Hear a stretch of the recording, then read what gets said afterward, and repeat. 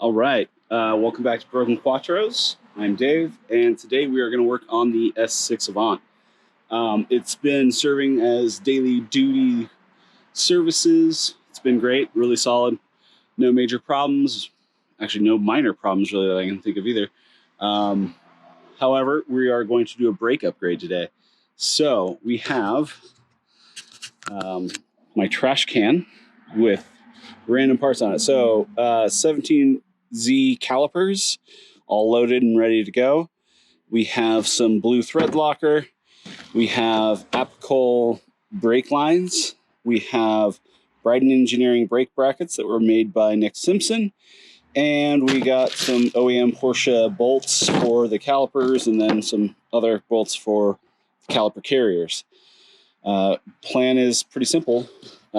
Install them on the S6 Avant and make the car stop better. So that's the plan for today. We'll get it up in the air and we'll swap out the old calipers. Old.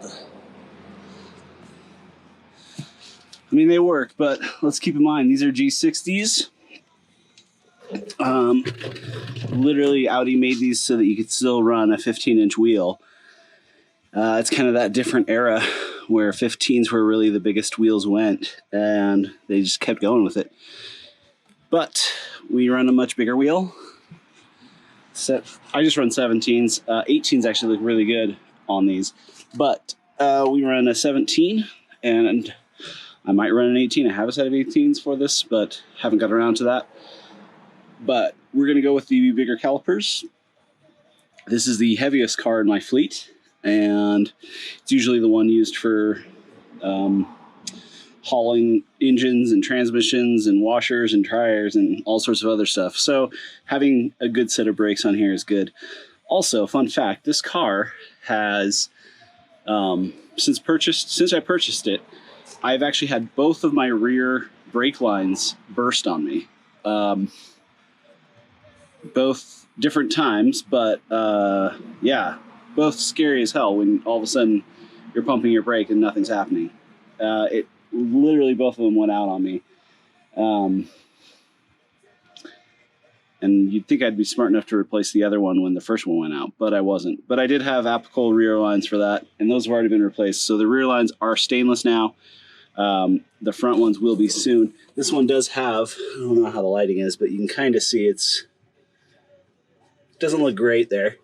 So probably a good thing that this is happening. So we can chalk this up to regular maintenance plus a little upgrade. So this is OEM plus stuff happening.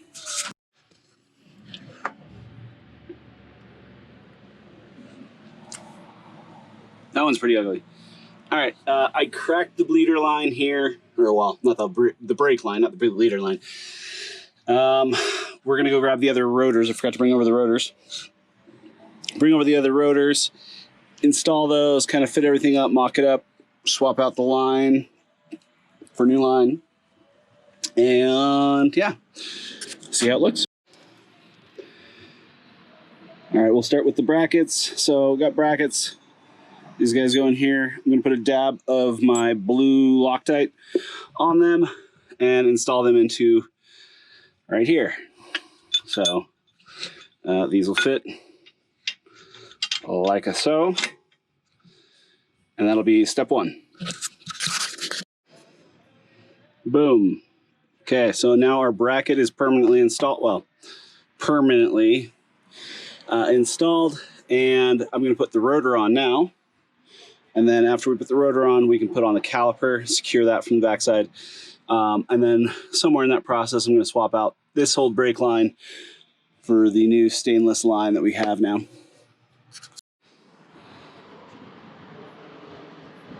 Okay, well, that looks amazing. Everything's nice and centered. I still have not hooked up the line. I was trying to play with my angle and stuff like that. I want this up here. There's nice holes here that I can actually zip tie this here, just so we don't have to worry about it hitting a wheel or anything like that. And then we can just go boom, straight up to here. And this thing is like literally the perfect length. So, yeah, feeling good about that. So next step, disconnect here, drop the old brake line, old brake system off, and hook up our new line. And then I have to put in the other caliper bolt down here still. But look at that. Sits super nice on both sides of the, look at that, boom. So yeah, feel good about that. Okay, that went pretty darn smooth. So old caliper is out of the way. New line is in place. And it looks like we got a good angle going on here. So I'm actually gonna lock this up and we're gonna be good to go. All right, just for the fun factor, this is the old rotor, old pads, old caliper carrier, old line. And it is, oh, what happened here? It's right at 32 pounds, so 31.99 pounds. So yeah, let's see what the new setup is. I have a feeling it's gonna be more, but it's a lot more brake too. So just for reference, this is the new rotor. It's obviously a lot larger diameter. There's about an inch all the way around it. And it alone is 24 pounds. So obviously if you were using like a 2-piece rotor or something else, it'd be a lot lighter. But let's see. Let's add caliper bracket. Let's add caliper. Also the difference we have is brand new brake lines, brand new brake pads, brand new all that stuff versus used. But, you know, whatever. This is as scientific as we're gonna get. There's new bolts, new brake line, and where are the other carrier bolts? These bolts like pound themselves. So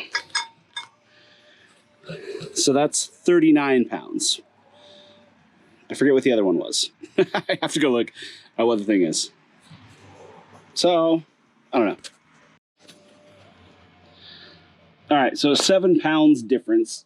And honestly, I wonder how much is in just the rotor itself, because that rotor is beefy. And like I said, if you use something lighter, so this new one's 24. Oh! And the old one's 16. So yeah, I mean, if you just took away the weight difference in the rotor, the actual brake setup is a lot lighter. It's really just comes down to a heavy rotor and a heavier rotor. If you had a lighter rotor, if you had like a 2-piece rotor, floating whatever, you'd be in better shape. But we're going the economical route, so we're adding 7 pounds to the front 2 corners. So I mentioned the fact that they are a little heavier. Now we're going from like I believe it's 276 millimeter rotor to a 323 millimeter rotor. So there is like, you know, a 60 millimeter gain there. That's significant in size. And that's really where the majority of that weight was coming from. The calipers and lines and everything like that is actually lighter than the factory setup, basically because it's aluminum instead of cast iron. So, you know, you do get better cooling and better weight, whatever. That said, it does weigh more. It's a little easier in Europe to justify because I think that, so in the USA, we only got the G60s, whereas in Europe, they got the HP2 calipers, which not only are they easier to upgrade to this, but they're already a larger caliper. I'm sorry, a larger rotor and technical caliper as well. So, so yeah, anyway, there are savings to be had. And I think it's a smaller difference in Europe. However, the other thing to note is also the price. Like, you know, a lot of people think big brake kit, thousands of dollars, blah, blah, blah, blah, blah. So, granted, I bought a lot of this stuff years ago, and I buy stuff when it's a good deal and I leave it on the shelf, and then eventually I make a random video and post about it. So, what was it? I think Parts Geek or somewhere, they basically had the 17Z calipers. They were less than $250 for a pair, shipped, including core charges. So they were like dirt cheap. I know they have gone up since then, but it was $250 for that. The brackets were another $200. Let's see. The rotors, I think I paid $40 for each rotor. And then they actually had free shipping. I got something cheap. I got like Molly, or no, what are these? Mail rotors, just something off Auto House. The cheap ones out there, they're just from an A8. Again, cheap, but decent product. So what is that? That's, 100. Oh, and then I had the brake lines. So that was another, I think those were, don't recall. Apple call me out on this, but let's just call it $100. I know they were under that, but $100 for those. So, that's $350 with the calipers, $550 with the brackets, and then another, so it was like $650 all in, for this entire swap. So it's really, really, really decent. And it's honestly like the biggest rotor you could possibly get. Well, for the money, like the 996 upgrades, which I've done, is a nice upgrade. But normally the 996 calipers are like $450 to $500, even $600 for a pair of calipers. So I think overall this is a much cheaper option, and it's literally one of the biggest bangs for your buck. So pretty happy with that. So I am doing the other side here, almost done with it.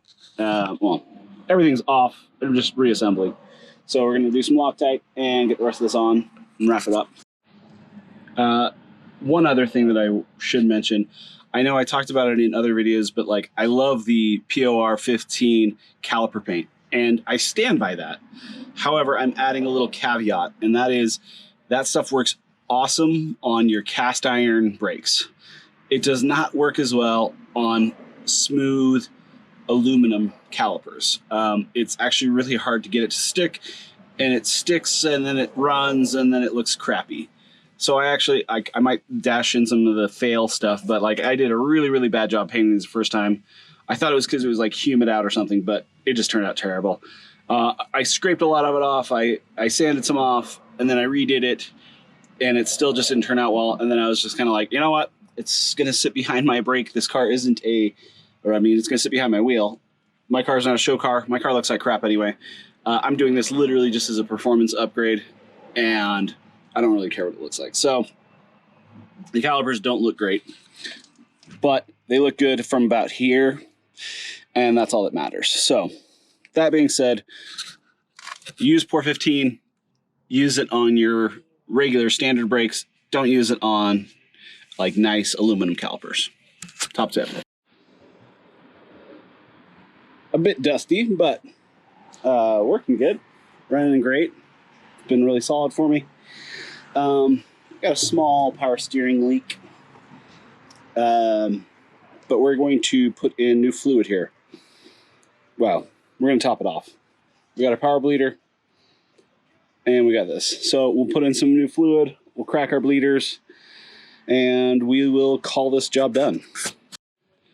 Okay, we're all bled, we're all good. I've pumped up the brakes, it stops. Still's got a little bit of squish, I might have to bleed again, but they are working, and working decently. Looks like I got them up to temp. A little bit of smoke coming off. Definitely wasn't easy on them. A lot of 80-mile-an-hour slowdowns, hard braking, but we're looking like it's good.